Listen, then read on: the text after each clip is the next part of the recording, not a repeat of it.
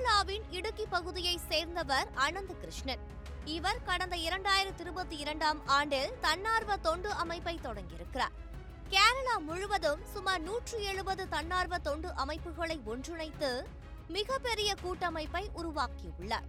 பல தொழில் நிறுவனங்களிடம் கார்ப்பரேட் சமூக பொறுப்பு நிதியை பெற்று பொதுமக்களுக்கு ஸ்கூட்டர், லேப்டாப், தையல் இயந்திரம் போன்றவைகளை பாதி விலையில் வாங்கி தருவதாக அனந்த் கிருஷ்ணன் வாக்கு கொடுத்திருக்கிறார்.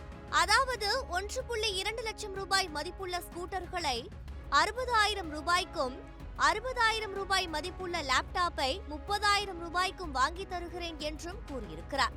இதையும் நம்பிய பொதுமக்கள் அனந்த் கிருஷ்ணன் தொடர்பான தன்னார்வ தொண்டு நிறுவனங்களில் பணத்தை செலுத்தி முன்பதிவு செய்திருக்கிறார்கள். இது போலவே கடந்த 3 ஆண்டு காலமாக 1000 கோடிக்கும் அதிகமான பணத்தை அனந்த் கிருஷ்ணன் வாங்கியிருப்பதாக கூறப்படுகிறது.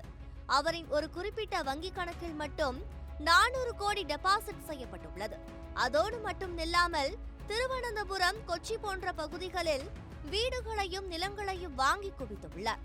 பணம் செலுத்திய நபர்களுக்கு தையல் மிஷின், லேப்டாப், ஸ்கூட்டர் போன்ற எந்த பொருட்களும் வழங்கப்படாத நிலையில் பல நாட்கள் எதிர்பார்த்து காத்திருந்த மக்கள் நம்பிக்கை இழந்து காவல் நிலையத்தில் புகார் செய்திருக்கின்றனர்.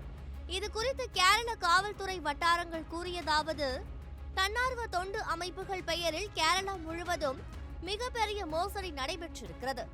மோசடிக்கு மூளையாக செயல்பட்ட அனந்த் கிருஷ்ணன் மற்றும் ஸ்ரீ சத்யசாய் அறக்கட்டளை தலைவர் ஆனந்தகுமார், ஓய்வு பெற்ற நீதிபதி ராமச்சந்திரன் நாயர் ஆகியோர் மீது வழக்குகள் பதிவு செய்யப்பட்டுள்ளன. இதில் அனந்த் கிருஷ்ணன் கைது செய்யப்பட்டுள்ளார். அனந்தகுமார் உட்பட வழக்கில் தொடர்புடைய பலர் தலைமறைவாக உள்ளனர். அனந்த் கிருஷ்ணனின் வங்கி கணக்குகளை முடக்கியுள்ளோம். அவருக்கு சொந்தமான கோடிக்கணக்கான மதிப்புடைய சொத்துக்களும் முடக்கப்பட்டிருக்கிறது. திருவனந்தபுரம், கொச்சி உட்பட மாநிலம் முழுவதும் தொடர்ந்து சோதனை நடத்தப்பட்டு வருகிறது. மேலும் கேரளாவின் குறிப்பிட்ட சில அரசியல் தலைவர்களுக்கு பெரும் தொகையை அனந்த் கிருஷ்ணன் நன்கொடையாக வழங்கியுள்ளார். குறிப்பாக கடந்த மக்களவை தேர்தலின் போது பல்வேறு கட்சிகளுக்கு அவர் நன்கொடை வழங்கியுள்ளார். அவரிடம் நன்கொடை பெற்ற அரசியல் கட்சிகளின் தலைவர்களையும் விசாரணை வளையத்திற்குள் கொண்டு வந்திருக்கிறோம் என காவல்துறை வட்டாரங்கள் தெரிவித்திருக்கின்றன.